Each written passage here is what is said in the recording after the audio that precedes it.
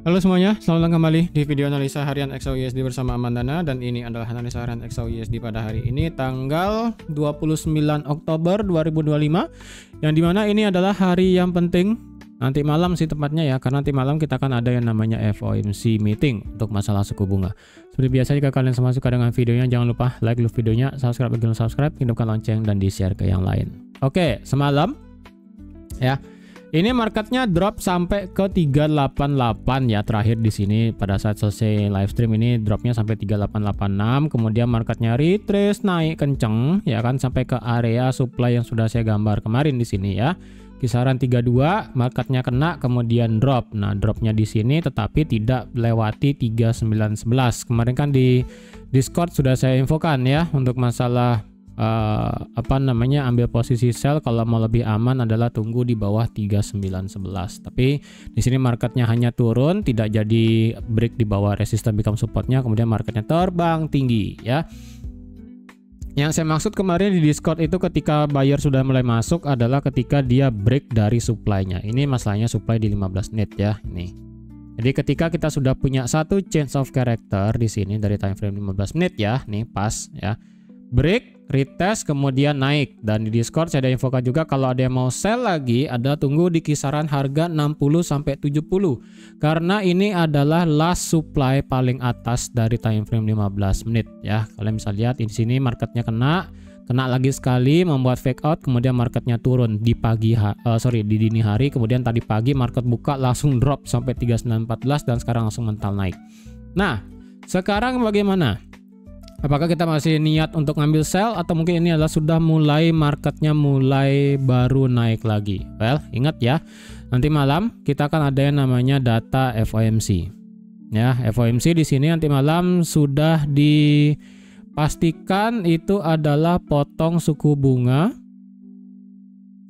dari yang sebelumnya itu adalah 4,25 akan dipotong menjadi 4 sampai 4,25 akan dipotong menjadi 3,75 ke 4%. Yaitu dipotongnya adalah sebanyak 25 basis point. Tetapi yang perlu kita lihat nanti malam bukan masalah potong suku bunganya, tapi lebih kepada presscon nanti malam versi Jerome Powell.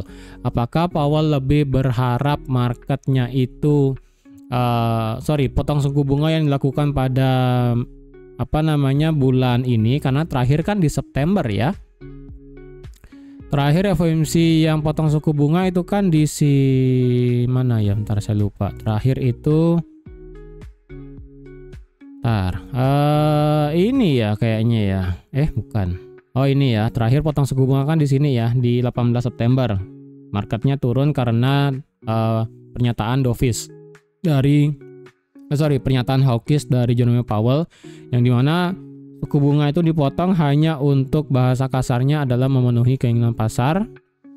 Walaupun sebenarnya dari statement Jerome Powell adalah beliau itu masih belum yakin masalah inflasinya sudah selesai dilawan gitu kan. Datanya masih belum yakin karena dampak dari tarif itu belum berasa. Jadi kalau bahasanya itu memang dovish sekali, itu marketnya takutnya overreacting ya. Kemungkinan sih nanti malam nadanya masih sama kayak bulan lalu sih ya, kemungkinannya, yang dimana hawkish sedikit tapi ada dovishnya juga itu loh.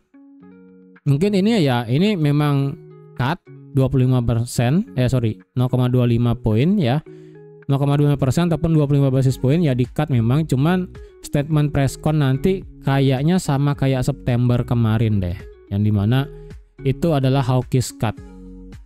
Tapi kita juga perlu lihat juga sih ya, benar nggak atau nggak tiba-tiba di sini ada statement baru dari Jerome Powell, karena kan perang dagang pasti bakal dimention juga ya kan. Apakah dengan dealnya Trump dan Xi Jinping di sini kemarin frameworknya, apakah ini bisa menjadi suatu statement baru?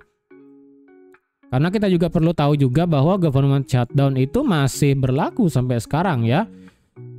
Jadi saya rasa itu juga bakal menjadi concern dari Jerome Powell sih, yang bakal ada ngomong nanti malam. Jadi concernnya kayaknya banyak banget sih di sini ya. Dari suku bunga terhadap inflasi, kemudian government shutdown yang ngefek terhadap tenaga kerja, kemudian juga dengan trade wars ataupun perang dagang antara Amerika dan Cina. Ini kayaknya bakal banyak banget di statementnya. Jadi kalau kalian ingin skip dulu hari ini nggak masalah, atau nggak kalian ingin trade pada hari ini, maksimal kayaknya better sampai London deh ya, atau nggak sampai New York, tapi New Yorknya jangan sampai jam 10 malam, mungkin sampai jam 8 sampai jam 9 aja cukup sih kalau kalian ingin trade pada hari ini ya. Jadi kalau bisa, kalau kalian ingin trade mungkin sampai jam 8 jam 9 aja selesai ya, jangan sampai didiamin sampai FOMC. Jadi lebih baik kita tunggu FOMC-nya kelar seperti apa, dan nanti bakal efeknya seperti apa itu nanti kita tunggu aja ya. Apakah ini bakal mengulang September kemarin yang dimana itu adalah hawkish cut, yang dimana ini ya, ini cut-nya ini hanya untuk memenuhi keinginan pasar lah bahasanya, yang dimana Jerome Powell itu masih concern masalah inflasi, kemudian sekarang ditambah shutdown, ditambah juga dengan trade wars yang deal, ini bakal campur sih. Jadi lebih baik saran saya, kalau kalian ingin trade sekali lagi maksimal kalau mau sampai London aja, atau enggak kalau sampai New York buka aja ya, atau New York Stock Exchange-nya buka ya, berarti sampai jam 9 atau sampai jam 10 aja, udah jangan dilewatin aja sih ya. Nah untuk hari ini hari Rabu ya, kalau kita lihat dari segi daily dulu ya. Dari segi daily kalau kita lihat marketnya itu memang kemarin sudah kena area demand yang ada di sini ya, kena area demand di sini, kena demand kemudian dia mental naik. Kalau kalian ngeh ya, enggak sih. Ini memang sudah kena area demand kemudian mental naik. Kalau dilihat dari segi daily ya, sebenarnya ini marketnya masih ngebuat break of structure loh. Karena market kemarin di sini ya, itu sudah lebih penutupan candle yang di hari Senin kemarin ini kan paling rendah hari Senin kan di 3971, sedangkan kemarin di hari Selasa penutupannya itu adalah di 3952. Jadi otomatis ini marketnya bisa dibilang melakukan break of structure.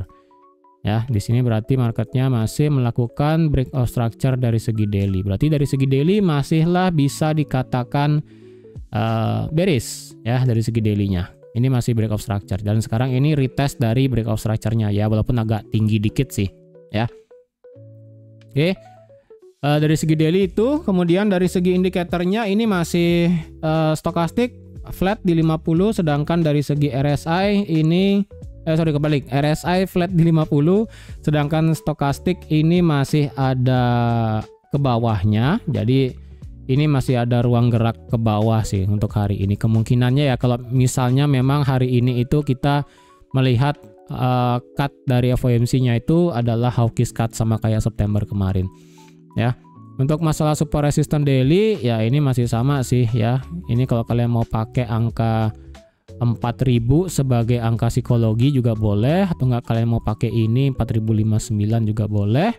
Untuk sekarang kita ada daily bearish fair value gap yang ada di sini, yang ada kisaran harga 4030-an.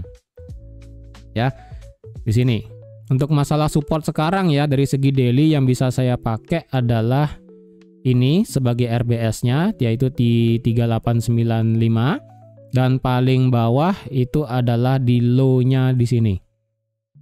Ya, low-nya di 3819. Apakah di sini kita bisa menjemput liquidity lagi?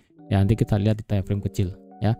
Yang pasti ini adalah daily ya, ini adalah daily-nya. RBS-nya ya. Ini adalah daily RBS. Oke. Ini adalah daily RBS supaya kalian tahu juga. Terus kalau next targetnya adalah di sini. Nah, karena daily ini masih bearish, jadi sebenarnya kita boleh masih berpandangan untuk ambil sell ya. Bagi juga dengan kemarin penutupan di hari Selasa itu lebih rendah dari low terakhir di hari Senin. Kemudian di di time frame H4 sekarang. Kalau kita lihat di time frame H4 harga sekarang sih di H4 kena area supply sih sebenarnya ya di sini.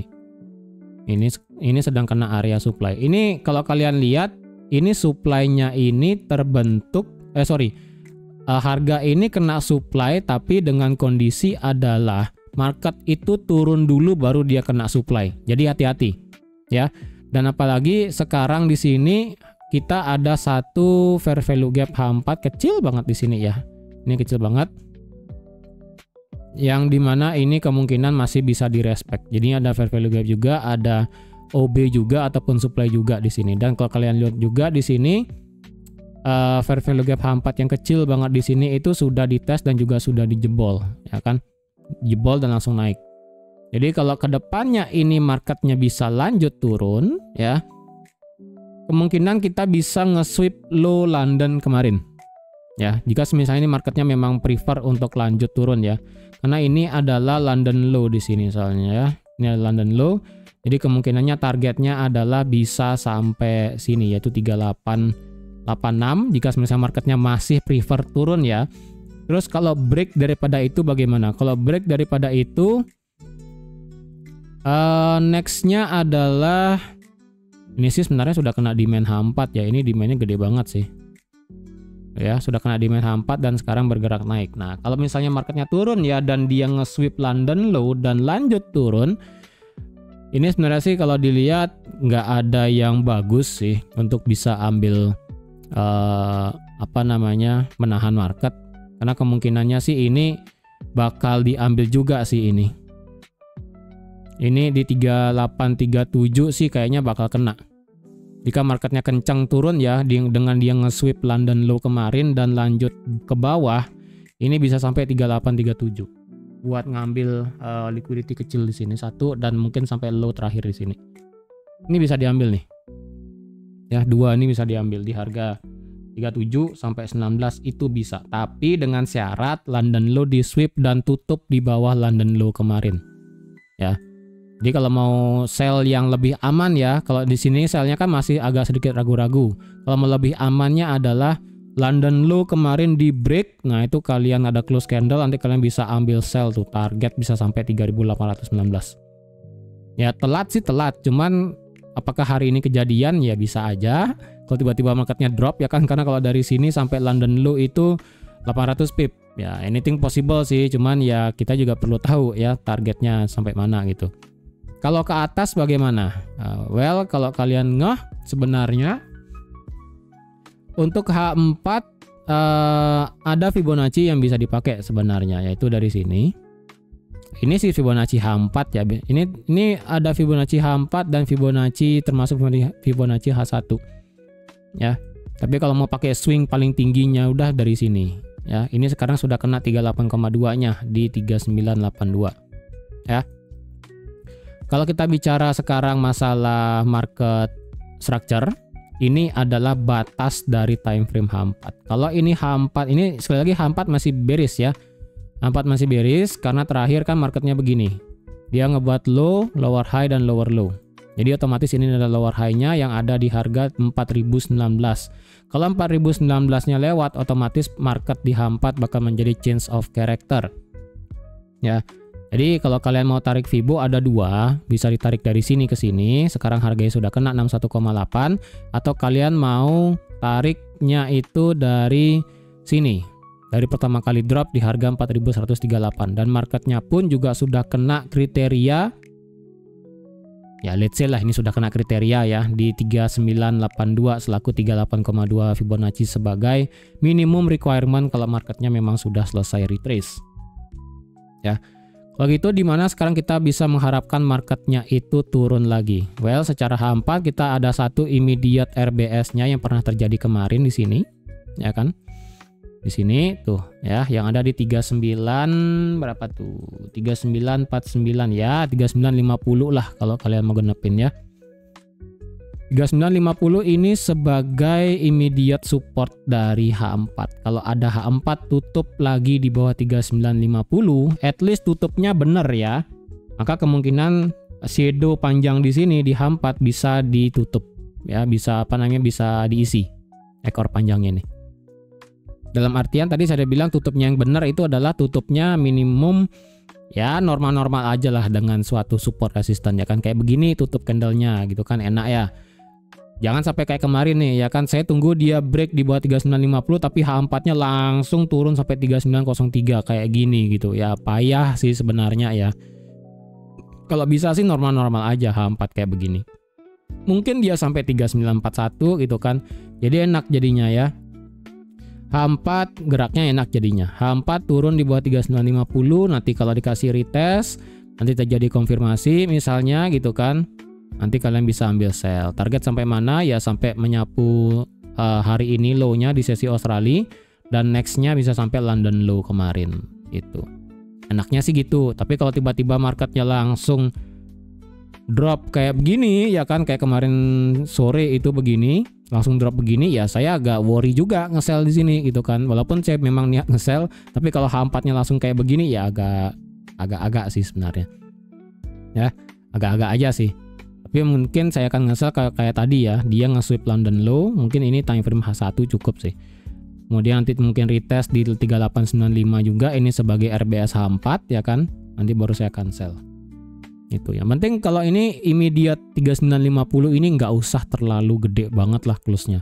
Ya mungkin saya toleransi sampai 3939 lah, angka kembar gitu kan. Atau enggak 39. Ya 3935 masih agak make sense lah, walaupun itu kalau sampai ke 50 lagi kenanya 150 pip ya masih oke lah. Yang penting dia nggak sampai di bawah 3920, wah itu udah agak keterlaluan sih. Ya. Jadi ini view-nya untuk H4. Kalau ada H4 tutup di atas 3973 kayak begini, maka next targetnya adalah dia bakal untuk kena meretest dari RBS dari H4 juga. Ini RBS H4 dan termasuk daily juga sih sebenarnya ya. Ini 4060 di sini. Nah, ini ya. Targetnya bisa sampai sini. Kalau ini lewat juga berarti next-nya adalah bisa untuk menyapu sampai atas di sini. Karena di sini kita ada berbagai macam liquidity nih, banyak nih ya. Di sini, di sini, di sini, dan di sini. Di sini ada berbagai macam liquidity yang bisa di break. Jadi kalau marketnya memang memilih untuk lanjut bullish adalah dia break di atas 4059. Nanti dia bakal menyapu semua ini ke atas, wah kita bakal trading lagi di atas 4100. Apakah terjadi? Ya kita tunggu FOMC nanti gitu kan. Iya, kayak ginilah view H4-nya ya, gampangnya ya. Kalau kalian mau tunggu chance of character H4, ini tunggu di atas 4019, ya kalian boleh nge-buy. Tapi selama ini masih di bawah H4 yang masih bearish, ya ini saya masih prefer buat ambil sell. Oke? Jadi H4 masih bearish, daily masih bearish. Sekarang kita cek ke H1. Nah, di dalam H1 di sini marketnya sedang meretest SBR. Ya, walaupun tidak begitu kelihatan sih, tapi kalau pakai line chart mungkin kelihatan tipis ya. Tadi kan di time frame H4 itu bearish ya, time frame H4 itu bearish. Sekarang kalau dibilang time frame H1-nya bagaimana?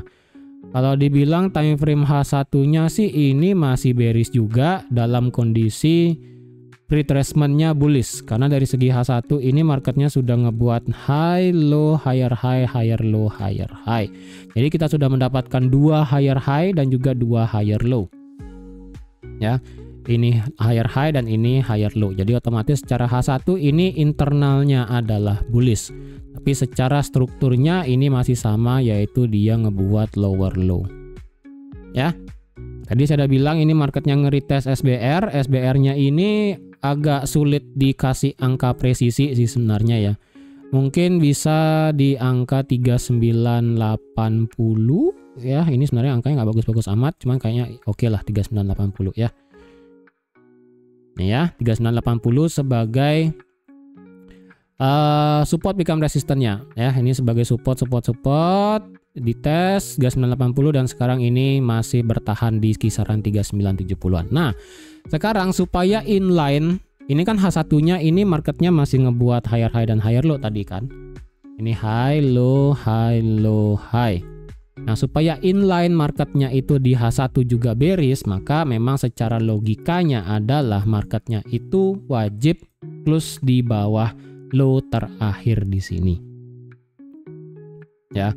Kalau kalian mau inline semua strukturnya itu bearish, ya ini ingat ya, ini H1 internalnya bullish, agak beda sendiri nih ya. H4 bearish, daily-nya masih bearish. H1-nya ini sebenarnya secara struktur majornya ini bearish. Hanya saja minornya ini sudah bullish. Nah, kalau semua biar bisa inline secara majornya balik lagi bearish, ya di sini sebenarnya change of character-nya. Ya. Tapi mengingat ini adalah cukup jauh karena ini juga ada target H4 yang kemungkinan bisa kena. Kita kayaknya kalau balik menunggu H1 ngebuat change of character kayaknya bakal susah sih ya. Kayaknya bakal susah. Mungkin ya secara teorinya sih begini ya. Dan apalagi kita ada satu candle nggak ada ekor di sini di 3933 nih. Ya, ini ada satu candle nggak punya ekor, jadi kemungkinan kita bisa nge-sweep ini. Kalau ini di sweep, nextnya nih bisa lanjut turun sampai ya ini ngisi ekor ya. Untuk masalah support resisten kecil bagaimana sekarang yang bisa dilihat? Untuk sekarang masalah support resisten kecil, support resisten kecil yang bisa dipakai ini 3950 H4 ya. Ini saya hilangin dulu ya, tapi kalau kalian mau pakai H4 ini masih bisa, biar nggak saya pusing soalnya nih. Kalau dari segi H1,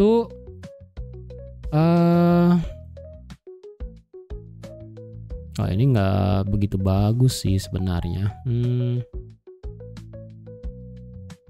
Ini kita pindahin ke sini deh ya. Ini kita pindahin ke sini. Nah, kemudian kita pindahin juga ke ke sini. Set. Nah.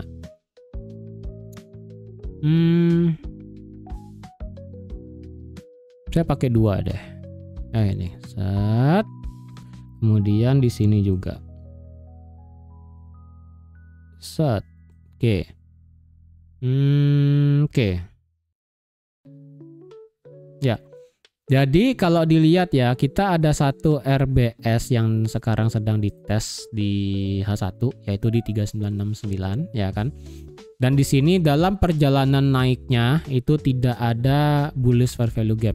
Memang di sini ada bullish engulfing dan juga tadi itu marketnya bisa dibilang ngetes area demand-nya di sini ya kan, ngetes area demand kemudian terbang naik. Memang dia sudah terbang naik dan kalau dibilang internalnya ini juga sudah melakukan break of structure di sini. Cuman di sini kalau dilihat kayaknya naiknya ini agak payah sih ya. Coba saya perlu lihat stochastic RSI deh. Stochastic sih ini kemungkinan ini bisa bearish divergence sih ya. Ini di sini dia ngebuat potensial adalah lower high, di sini dia ngebuat higher high nih. Ya kan? Tuh di sini. Di garis ini. Tuh ya. Ya, kalau kalian mau merengin dikit boleh di sinilah. Nah, itu ya. Di sini dia ngebuat lower high, tapi di sini dia ngebuat higher high. Nah, ini agak payah berarti ini ya. Sedangkan dari segi RSI sih sekarang di atas 50. Nah, kemungkinannya ini ya, kalau ini nanti stokastik muter ke bawah ya. Ini stokastiknya muter ke bawah lagi ya, keluar ini kan masih 80-an ya, dia balik lagi drop di bawah 50 dan dibarengi dengan RSI yang balik lagi muter di bawah 50 lah let's say. Ya, atau enggak kisaran 40 secara H1. Berarti kemungkinan kita bisa melihat adanya penurunan lagi. Untuk sekarang sih ini masih rada berat untuk dilihat ini kalau misalnya sudah naik atau belum. Ya. Ingat kita masih punya satu candle nggak punya ekor di sini di 3933 ya. Itu H1 berarti secara internalnya ataupun minornya ini membuat higher high dan higher low. Kita cek ke 30 menit coba. 30 menit dia drop di sini. Oke. Kemarin di sini ya 3911 di mana kemarin di sini ya. 3911. Oke. Di sini nggak ada fair value gap, di sini ada fair value gap, di sini bisa dikatakan sebagai demand. Di sini keduanya nggak ada nggak ada yang ekornya, sorry. Oke, 15 menit dah sekarang ya. 15 menit. Oke, 15 menit. 15 menit ini sih memang bisa dibilang sebagai demand ya. Bisa dikatakan sebagai area demand. Nah, sekarang mungkin kita perlu ada combo maut sih sepertinya ya. kita perlu ada combo maut yang pertama adalah H1 tutup lagi di bawah, kalau mau cari sell ya, konfirmasi sell. H1 yang pertama dia tutup lagi di bawah 3969, itu syarat pertama. Syarat kedua, ini kalau kalian mau lihat adalah M15 itu marketnya ngebuat change of character, karena M15 ini kan marketnya sekarang begini. Ini high, ini low, ini high. Jadi otomatis sekarang di M15 kalau mau ngebuat change of character itu wajib di break di bawah 3958. Ya.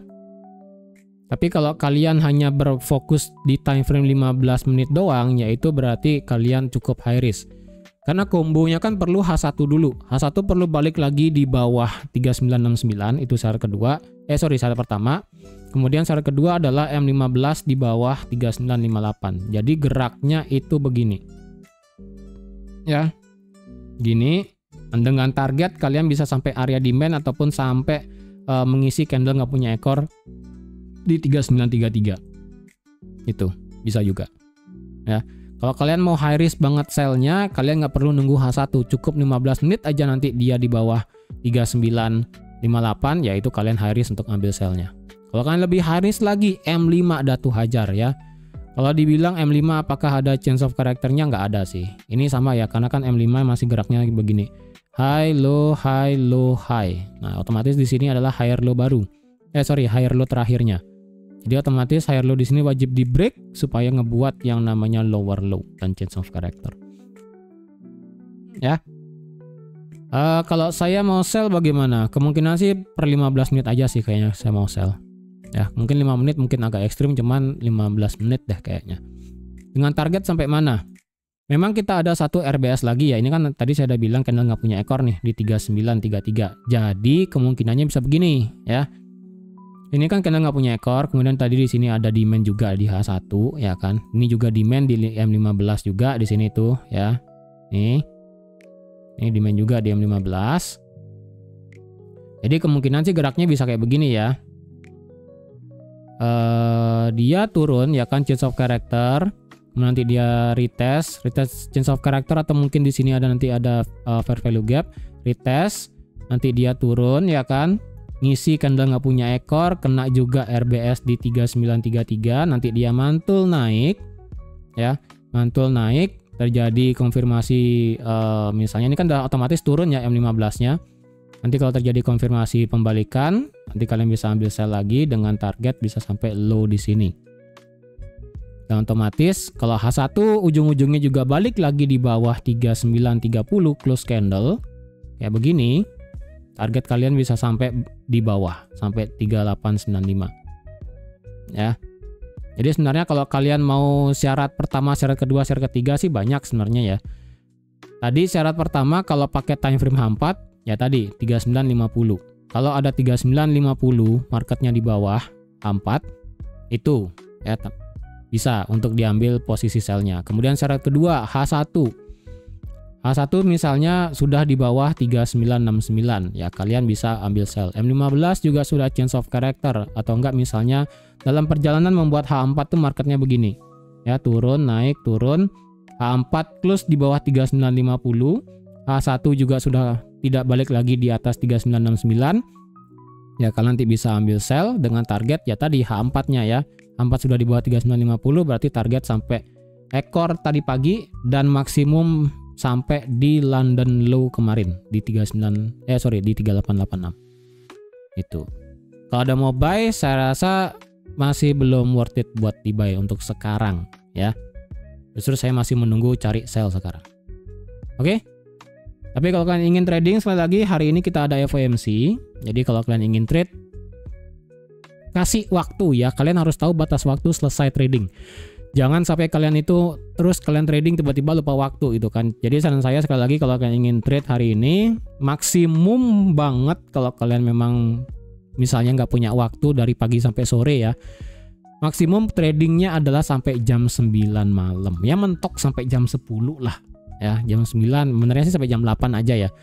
Tapi kalau mau lebih bagus adalah sampai jam 8. Tapi kalau kalian memang nggak punya waktu karena sibuk dari pagi sampai sore, ya. Sesi pre New York baru kalian bisa buka market gitu kan misalnya. Ya udah, maksimum sampai jam 9 sampai jam 10 ya. Mungkin kalian bisa trading cuma 3-4 jam aja, tapi ya it's okay lah. Tapi kalau kalian memang tidak bisa lihat chart pada hari ini, ya jangan trade juga, nggak masalah ya kan. Karena hari ini kita juga ada FOMC. Jadi supaya kita clear dulu, kelarin semuanya FOMC. Besok seperti apa, kita akan lihat lagi FOMC-nya nanti seperti apa. Oke, jadi sekian dulu untuk analisa XAUSD pada hari ini. Terima kasih sudah menonton video sampai habis. Terima kasih juga sudah like, share, dan subscribe seperti biasa. Dan sampai jumpa lagi di analisa harian XAUSD selanjutnya. Bye-bye.